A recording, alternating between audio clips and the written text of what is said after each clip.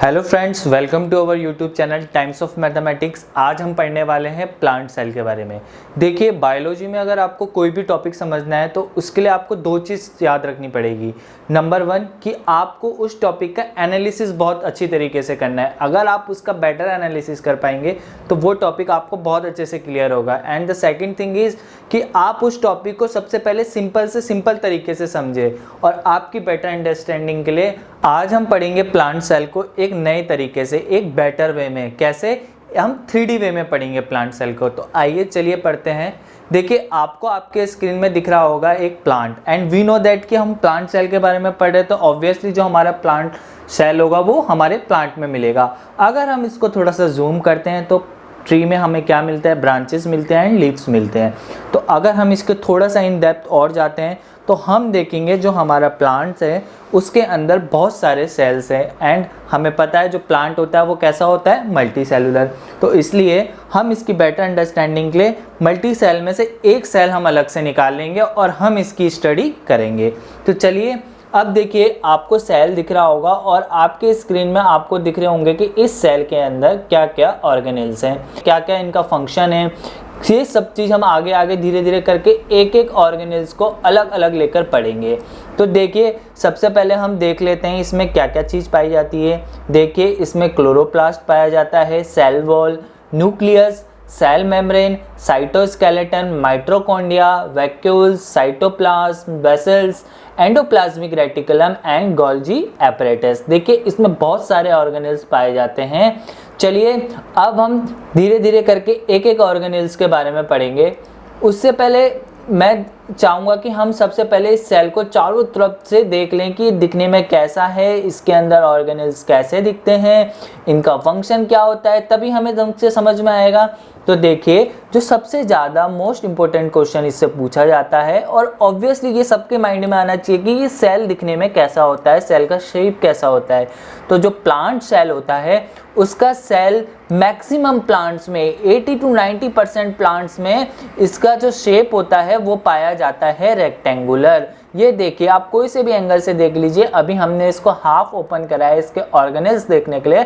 अगर मैं इसको हाफ जो ओपन है उसको पूरा क्लोज कर दूं तो ये कैसा दिखेगा? एक रेक्टेंगल बॉक्स की तरह। तो इसका शेप हुआ रेक्टेंगुलर बॉक्स की तरह। तो shape of the plant cell is rectangle. ठीक है, अब चलिए, जो इसका शेप रेक्टेंगल होता है ये किसकी वजह से होता है? तो इसका जो मेन कारण होता है वो होती है इसकी वॉल, जिसको हम कहते हैं सेल वॉल। तो आइए अब हम सेल वॉल के बारे में थोड़ी इंफॉर्मेशन जान लेते हैं। देखिए, जो सेल वॉल होता है ये सेल की सबसे आउटर मोस्ट लेयर होती है। तो अब जब ये आउटर मोस्ट लेयर है तो इसका पर्पस क्या है, क्या इसका मेन काम है? तो जो प्लांट सेल होता है, देखिए, जो उसकी सेल वॉल होती है वो बनी होती है सेल्यूलोज की। और सेल्यूलोज क्या होता है? सेल्यूलोज एक चेन होती है बीटा ग्लूकोज मॉलिक्यूल्स की। तो इसी स्ट्रॉन्ग सेल्यूलस कॉम्प्लेक्स स्ट्रक्चर की वजह से जो हमारा सेल होता है और जो इसकी सेल वॉल होती है वो हार्ड होती है। और हम ये कह सकते हैं कि जो हमारी सेल वॉल में जो हमारे बाहर सेल्स होते हैं वो कैसे होते हैं? डेड सेल्स होते हैं। तो जो हमारी सेल वॉल होती है प्लांट में वो किसकी बनी होती है? सेल्यूलोज की। ऐसे ही अगर हम फंगी की बात करें तो जो फंगी में सेल वॉल होती है वो बनी होती है चिटिन की। ये क्वेश्चन कई बार पूछा जाता है सीटेट में। जो फंगी की सेल वॉल होती है वो बनी होती है चिटिन की। और चिटिन क्या होता है? चिटिन भी एक तरीके से जैसे सेलुलोज होता है वैसा ही होता है, बट ये किसका बना होता है?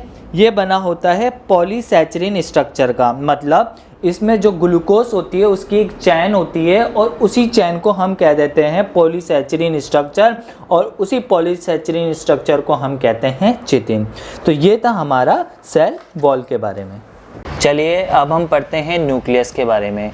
देखिए, जो हमारा न्यूक्लियस है वो हमारे सेल के सबसे सेंटर में लोकेटेड होता है। आप देख सकते हैं फिगर में जो आपको ये पर्पल कलर का दिख रहा है। मैं आपको एक काम करता हूँ, जूम करके दिखा देता हूँ। तो जो ये पर्पल वाला एरिया है इसी को हम कहते हैं न्यूक्लियस। देखिए, ये आपको एक तरीके से ऐसा लग रहा होगा कि इस सेल की ये एक आई है, आँख की तरह लग रहा होगा। बट मैं आपको इसका मेन फंक्शन बता देता हूँ कि इस न्यूक्लियस का मेन फंक्शन क्या होता है। देखिए, जो जैसे हमारे बॉडी में डिफरेंट पार्ट्स और ऑर्गन्स होते हैं, उनको कौन कंट्रोल करता है? हमारा ब्रेन। वैसे ही जो सेल में जितने भी हमारे ऑर्गेनेल्स पाए जाते हैं, जैसे cell membrane, vacuoles, cytoplasm, endoplasmic reticulums and more, जो इन सब के जो फंक्शन होते हैं उनको कौन कंट्रोल करता है? उनको कंट्रोल करता है हमारा न्यूक्लियस। तो जो न्यूक्लियस है उसको हम दूसरा नाम और देते हैं जिसे हम कहते हैं ब्रेन ऑफ द सेल। तो न्यूक्लियस को हम कहते हैं ब्रेन ऑफ द सेल। अब देखिए, इसकी बेटर अंडरस्टैंडिंग के लिए हम क्या करते हैं, मैं करता हूँ एक काम, सारे ऑर्गेनेल्स हटा लेता हूँ, इसमें मैं ले आता हूँ आपके लिए न्यूक्लियस को। तो हम ले आते हैं सिर्फ यहाँ पे न्यूक्लियस को। तो मैं ये आपके लिए ले आया, स्क्रीन में देखिए न्यूक्लियस दिख रहा होगा आपको, ठीक है। जो न्यूक्लियस होता है ना, ये वाला जो पार्ट न्यूक्लियस है, जो इसके चारों तरफ जो ये आपको पार्ट दिख रहा है, ये होता है एंडोप्लाज्मिक रेटिकुलम। इसके बारे में हम आगे पढ़ेंगे। तो जो ये आप देख रहे हैं पर्पल कलर का पार्ट है न्यूक्लियस, इसको जो चारों तरफ से कवर कर रखी है, देख रहे हो डबल लेयर से, इसको कहते हैं हम डबल बाउंडेड लेयर। और इस जो डबल बाउंडेड लेयर, या जो इसको हम मेम्ब्रेन भी कह सकते हैं, इसका नाम है न्यूक्लियर मेम्ब्रेन। तो ये न्यूक्लियर मेम्ब्रेन का काम क्या होता है कि जैसे जो ये सेल है, देखिए जो आपको देख रहे हैं, जो ये अगर मैं इसको थोड़ा और अच्छी तरीके से दिखाऊं, तो जो ये आपके ऑर्गेनेल्स है सेल में, ये सारे ये किसमें होल्ड होके रखते हैं? यहाँ पर साइटोप्लाज्म होता है, ठीक है। उस साइटोप्लाज्म को न्यूक्लियस से सेपरेट रखने के लिए हमारे पास जो सेल होती है उसमें होती है न्यूक्लियर मेम्ब्रेन, जो कि न्यूक्लियस के चारों तरफ होती है। इसी न्यूक्लियर मेम्ब्रेन में जो आपको ये येलो कलर के दिख रहे हैं, इनको कहते हैं हम पोर्स। तो इन पोर्स का काम क्या होता है कि जैसे हम कहते हैं ना सेमी परमिएबल मेम्ब्रेन होती है, तो वैसे ही इस पोर का काम होता है कि ये डिसाइड करता है न्यूक्लियस के अंदर किन प्रोटीन्स को भेजना है और किन प्रोटीन्स को ब्लॉक करना है। तो वो काम होता है हमारा इन पोर्स का।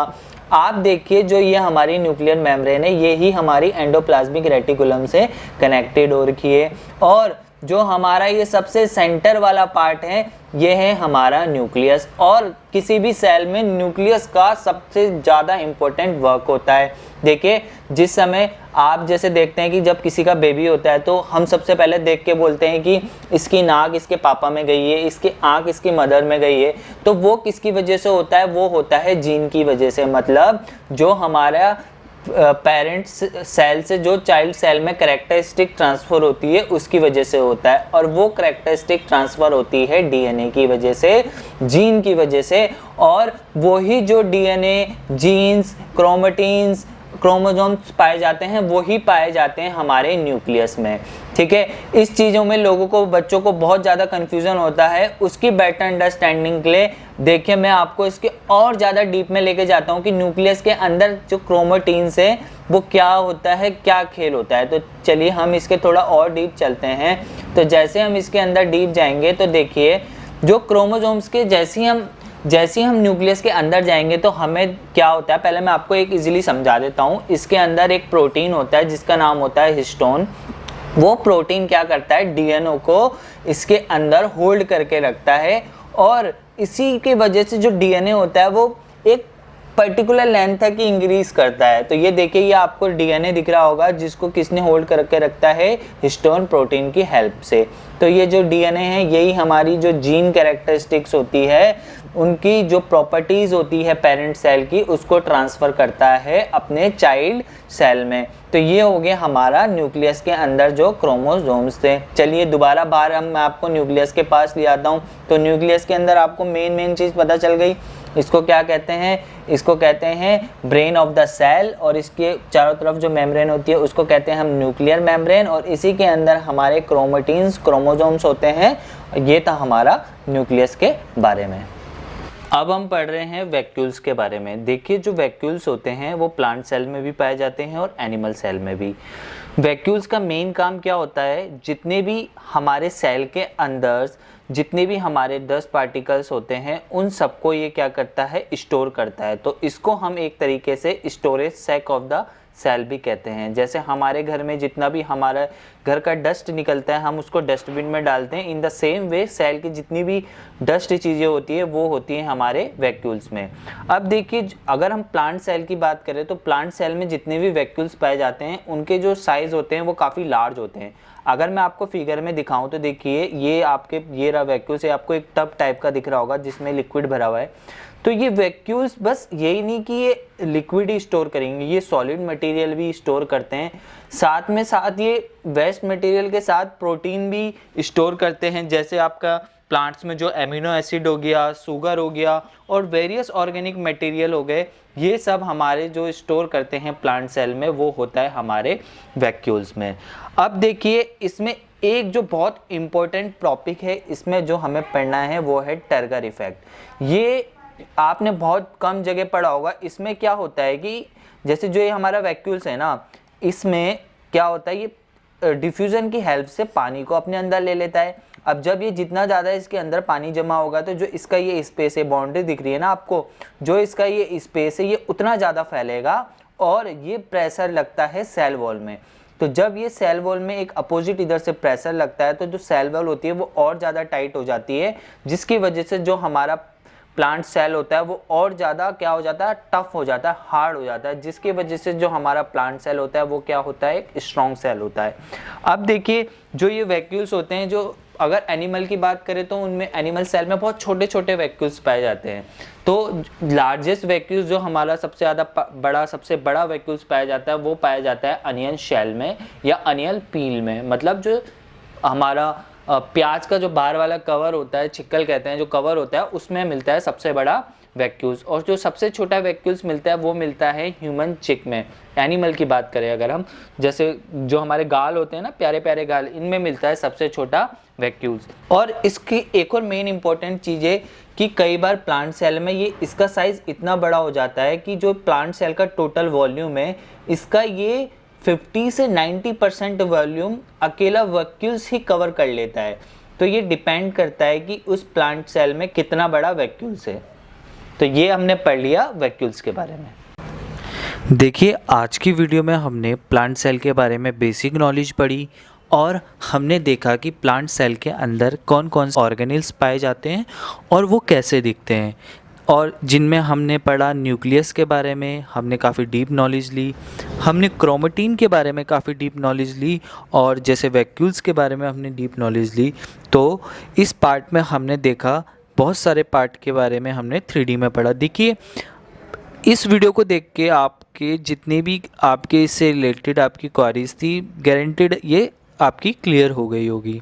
तो देखिए इतनी अच्छी 3D वीडियो में मैंने आपको समझाया तो एक लाइक तो बनता ही है। और देखिए ऐसी वीडियो को ना आप ज़्यादा से ज़्यादा शेयर करिए जहाँ से हमें भी प्रोत्साहन मिले ऐसी वीडियो बनाने का। और हाँ, आगे वाली वीडियो में हम जितने इसके बचे हुए पार्ट्स हैं, जैसे हमारा सेल मेम्ब्रेन हो गया, एंडोप्लाज्मिक रेटिकुलम हो गया, गोल्जी एपरेटस हो गया, तो पार्ट 2 जो हमारा आएगा हम इसमें इसकी सारी चीज़ें कवर करेंगे। तो हमारी वीडियो को आप दोस्तों के साथ ज़्यादा से ज़्यादा शेयर करें। अगर चैनल में नए हैं तो चैनल को सब्सक्राइब करें और ऐसे ही इंटरेस्टिंग वीडियो पाने के लिए बेल आइकन को प्रेस करना ना भूलें।